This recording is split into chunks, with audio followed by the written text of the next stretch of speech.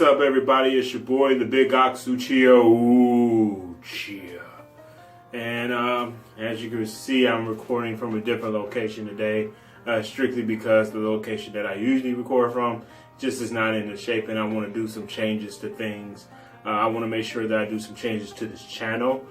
For now, though, I will be recording my videos from obviously my bathroom because A, it gets the best sound, B, it gets the best lighting, and C, basically this is where I have to go for recording for the moment.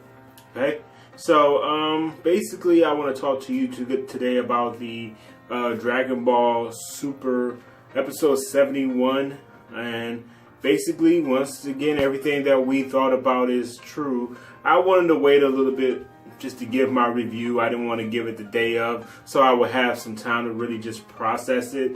I didn't want to get it out fast, get it all crazy, because I didn't want to give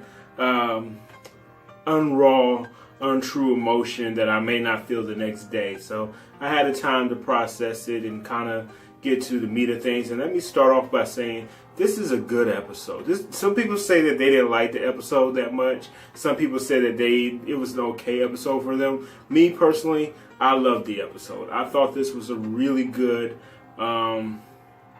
episode for setting the tone for not only the Universal arc, the survival arc, but also setting the tone for just how important things are that now teams are going to such extent as to, know that big things are coming, and we know that people are going to go to different dynamics to win. Okay, it's not uncommon for in sports even where you see like good example the hit lists and stuff like that exist in regular sports. It's not uncommon to see and hear about hits being taken out on particular players to try to minimize the chances of that team winning. Back in the day, you could legitimately see, not so much today, but back in the day, it was a real big thing when you saw players get injured. If they could injure you, they would go to whatever length they could. So we all have read the spoilers, I think, and you know who is at the helm of this. But some of you may not, and for that reason, I won't mention whom. But you know that this is a setup. And Goku obviously knew from the gate that there was a setup on his life. That there was someone out to get him. He didn't understand who. He didn't understand why. He didn't understand for what reason. He just knew that there was someone out there that was after his life. And in a sense, he knew it was it. So he was trying to sense him coming. And he couldn't tell which way the murderous intent was coming from. He just knew it was coming. And that goes back to the original idea of Goku having the ability to sense things. Back in the Frieza art, he was able to put the hand on Krillin's head and been able to tell the future. This is kind of like them kind of touching back to it. Another cool thing from this art, another cool little Easter egg kind of thing that you kind of saw that I thought was awesome, how like Great Saiyan Man came back, and they took a piece from when Gohan first became Saiyan Man, and Goten said to him, your outfit is cool. And in this particular one, he tried to give him his old Saiyan Man gear again, and he says to him, no, this is so geeky, this is so silly that I don't want to wear this. So Goten just basically takes the glasses while he's wearing it. And Gohan says, well, you used to say my outfit was cool. I thought that was funny. Another great one was Bulma running in to Goku while he's holding a big gigantic fish in a car. That's reminiscent back to Dragon Ball's the very first episode when she's coming around the corner searching for the Dragon Balls, and she smacks into Goku, and Goku is holding nothing but a fish. Okay, so it's so interesting. excuse me. It's so interesting that that would happen in that order, and they would show those two things.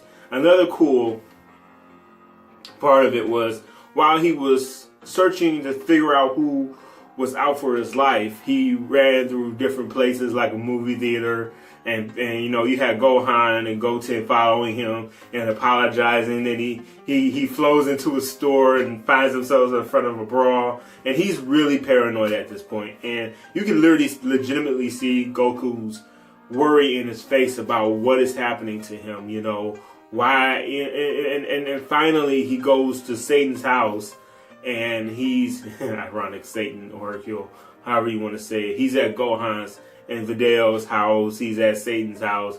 If you don't know who Satan is, that's Hercule from the dubs. He's at his house, and they're making barbecue, and finally Goku's eating like a normal person.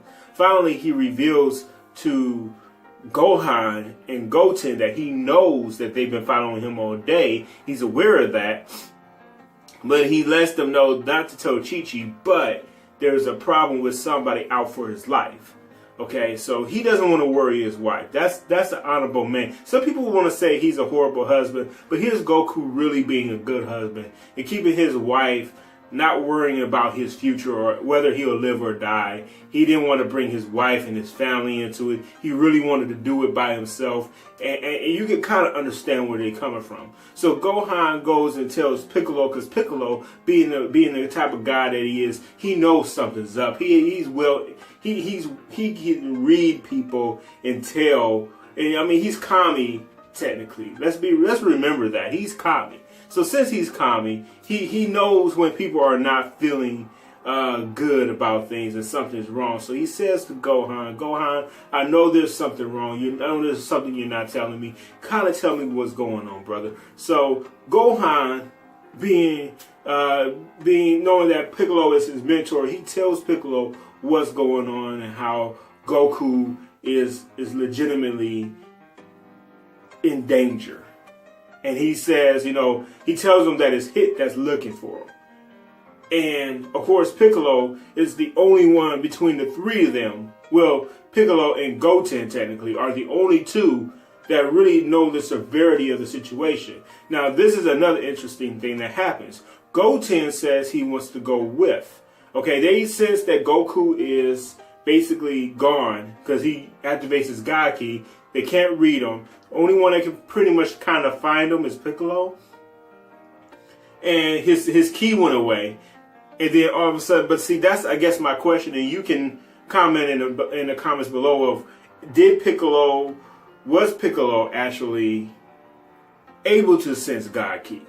Because from that, to be able to know where Goku is, he would have to be able to sense where God Ki is. He said, you know, follow me and keep up. But anyway, before that, he is telling Gohan is telling Goten to stay back with his mother. But this is the first time you legitimately hear Goten protest that he is strong enough to be around, and B, you know, you see Goten say, I'm not a child, let me come along. So that's two really big things. And I'm going to tell you why that's two really huge moments. One is because, see, that's to me the writers letting us know not to count out either Goten or Gohan. Okay, and number two, because of how in the Trunks saga, you know, Goten was really like non-existent except for one episode. This kind of like lets us know that this is Goten kind of telling the audience, hey, audience, stop looking at me as just some whiny little kid. I am strong enough to be in a fight. I don't fear the moment. Let me shine with the rest of them. And you know, you got to think about it like this. If you're Goten, this can be considered a really weird and an incredible feeling to have.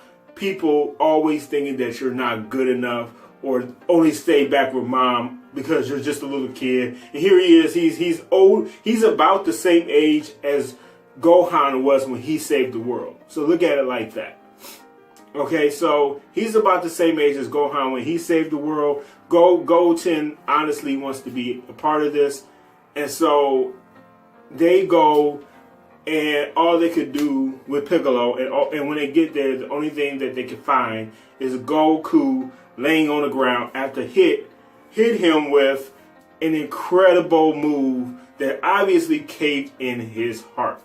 Now, some people say it's a speed move. I don't think it's that. I just think that I don't know if it's time stopping so much as it is his speed was so fast and so rapid that Goku couldn't keep up with it. And it's not like because if you remember back in Universe 6, when he uses it on the Pigman, that's what I'm going to call him, the Big Pigman, the Pig Mafia. When he went after the Pig Mafia guy and he uses it on him, he's in his time loop thingamabob.